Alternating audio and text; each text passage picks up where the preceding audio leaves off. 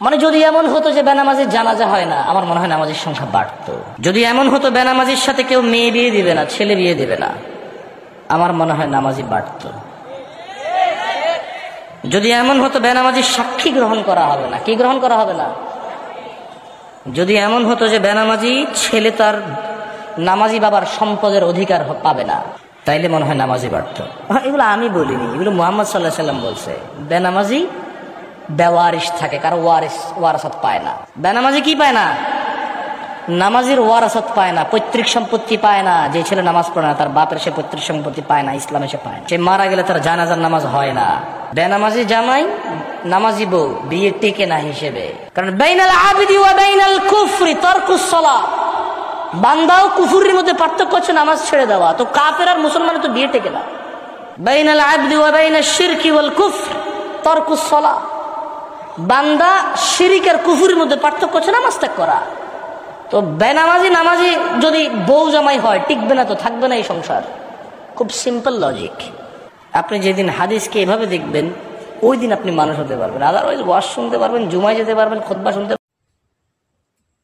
সম্মানিত দর্শক এবং শ্রোতা বৃন্দ, আমি যশোরী বাংলাদেশি সেবা পার্টির পক্ষ থেকে আপনাদের সকলকে জানাই আসসালামু আলাইকুম রহমতুল্লাহ। আমাদের দেশের যে সমস্ত ধর্মজীবী আগুনখোর বক্তা হুজুর রয়েছে, এদেরকে চেনার প্রয়োজন রয়েছে।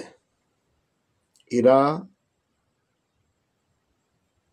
এমন কিছু কলা কৌশল জানে, এমন কিছু ছলনা জানে, এমন কিছু দাও পেচ জানে, যার মাধ্যম দিয়ে জাতিকে কোরআনের বিরুদ্ধে নিয়ে যে তারা তাদের মনের কথাগুলি বলে, আর তার সাথে তারা তাদের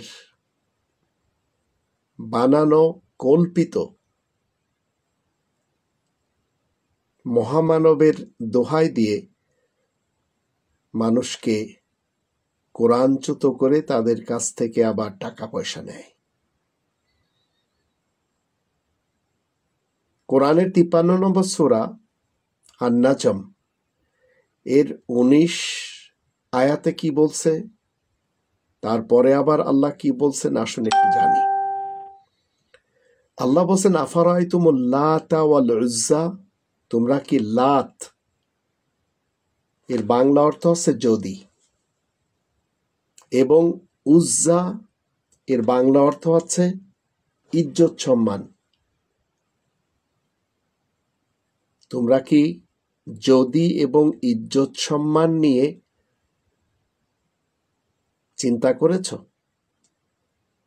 কিছু মানুষ এই পৃথিবীতে ইজ্জতের খাতিরে জান দিয়ে দেয়। কিছু মানুষ যদিকে আঁকড়ে ধরে। তো এই হুজুরের মুখ থেকে আপনারা শুনছেন যদি কিভাবে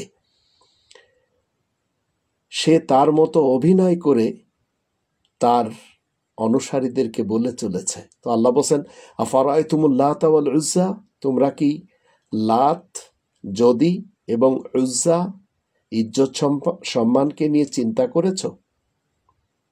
এছাড়াও আল্লাহ বলছেন ওয়া মানাতা সালিসাতাল উখরা, আর 3 নম্বরে মানাত, বাংলা অর্থ আশা আকাঙ্ক্ষাকে নিয়েও কি চিন্তা করেছ? তা আমাদের দেশে এই ধরনের লোকদের অভাব নেই। এই যদি নিয়ে অনেক কথা বলে। গামছা কাদেরের কথা শুনেছেন আপনারা? সেই লোকটি বলছে, এমন একজন মুনাফিক আমাদের দেশে যে কিনা বলছে পরকালে যদি আল্লাহ তাকে সুযোগ দেন কথা বলার, তাহলে আল্লাহকে বলবেন জামাত ইসলামের সাথে তিনি জান্নাতে যাবেন না। অথচ এই লোকটি এই ধর্মজীবী হুজুরদের মতো এরা যখন যেখানে স্থানকাল পাত্র ভেদে গিরগিটির মতো রং পাল্টায়, আবারই জামাত ইসলামের সাথে বসে খাচ্ছে।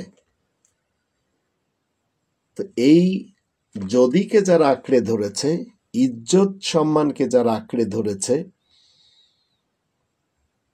আশা আকাঙ্ক্ষাকে যারা আঁকড়ে ধরেছে, এদেরকে চিনতে হবে এবং এদের থেকে আপনাকে আমাকে একটু দূরে থাকতে হবে। এরা ভয়ানক হয়।